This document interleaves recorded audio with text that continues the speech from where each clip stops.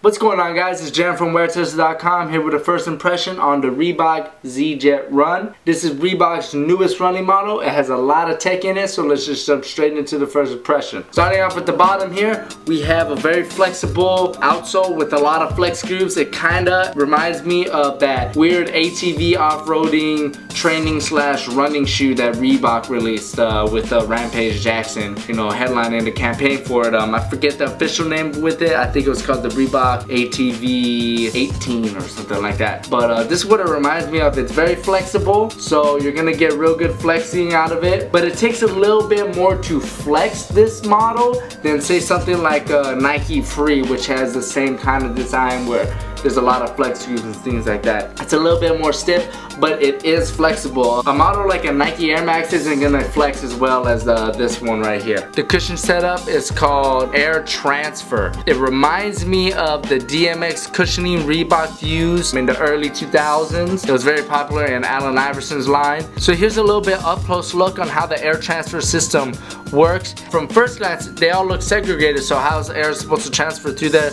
But you see these little channels right here that keep all of the outsole connected so the air transfer system can work. So it's gonna create different pressure levels across the shoe for unique foot strikes to give you cushion where you need it. So it sounds very similar to DMX cushioning, but maybe a little bit more advanced, since you know there's a lot of different areas that you could go. Before in the DMX, it was just kind of like heel, there was a little channel in the midfoot, and then the forefoot cushioning setup. But this one has a lot of different areas. As you can see, here's a little better look at these channels right here. So it's gonna be very interesting to see. If it's anywhere near as comfortable as DMX, I'm gonna be very happy, because I know for myself and as well as other people, they've said that DMX cushioning was one of the most comfortable cushion setups. And when I had the Answer 4 in school, that was my most comfortable shoe that I think I've ever worn. It's just really, really comfortable. Hopefully this is like a souped up version of it, so we'll find out. Here on the heel panels,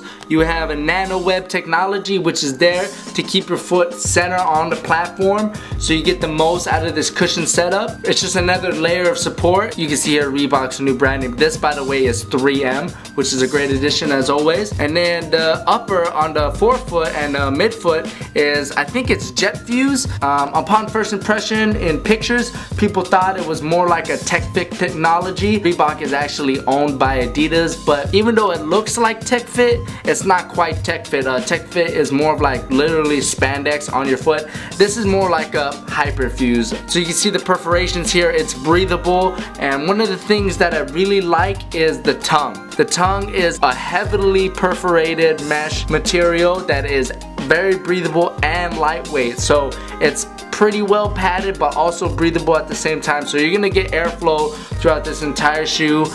Even the inner lining here is perforated, so you're gonna get airflow through these perforations on the heel panel as well, which, you know, most models these days kind of leave ventilation up front here, but in this shoe you get ventilation, you know, basically 360 degrees. It's nothing crazy, but it's there, and working together as a whole, I think the ventilation is going to be great in this model. One thing I do have to say about the Reebok ZJet Run is they fit big. It's kind of like an old Reebok sneaker, because old Reebok sneakers in the early days, late 90s, early 2000s, they actually fit big. So this is the same thing. I would definitely go down half a size.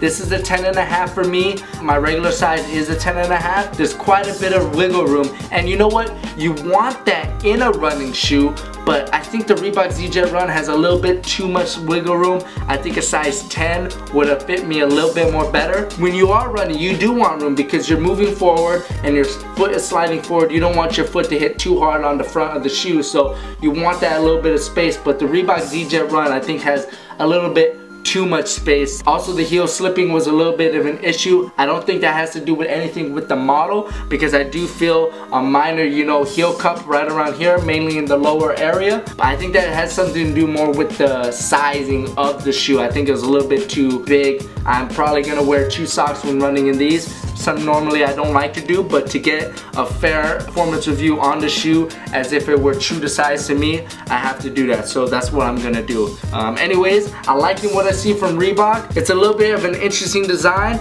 I hope this air transfer system works like DMX. That would be absolutely fantastic.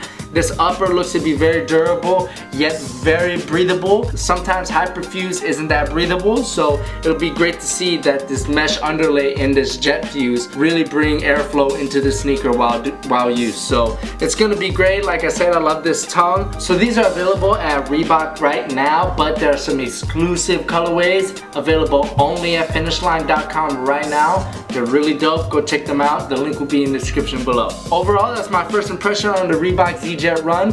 I'm gonna go wear test these immediately. Stay tuned to weartesters.com for the performance review on this, as well as any of your performance needs.